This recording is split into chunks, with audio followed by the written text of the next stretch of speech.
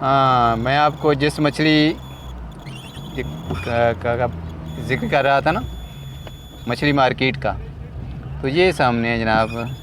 सामने दरिया है, अभी थोड़ी देर में दरिया पे पहुंचते हैं। और ये जनाब मछली का है।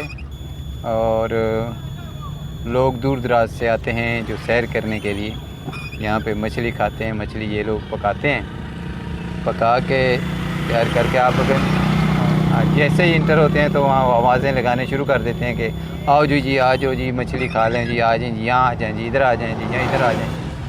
तो ये आप देख रहे हैं, ये देखो मछली पक रही है और उन्होंने अब वर्किंग शुरू की हो रही है। और लोग जनाब तेज़ हॉर्न बजाते हुए हमारे साथ से गुज़रते जा रहे हैं। ये सारी मतलब है कि ये जितने मर्ज़ी लोग आ जाएं यहाँ पे, ख़ुसूसन ईद के दिनों में या छोटी ईद हो बड़ी ईद हो, यहाँ बेशुमार रश होता है। मैंने आके देखा है।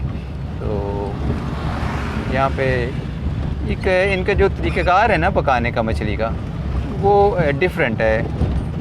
ये घर में लोग यहाँ से तैयार करवा के ले जाते हैं और वहाँ पे फ्राई करके ना फिर खा लेते हैं यहाँ भी। लेकिन यहाँ का जो टेस्ट है वो कुछ और होता है। घर में जाके अगर आप खाते भी हैं तो वैसा मज़ा नहीं आता।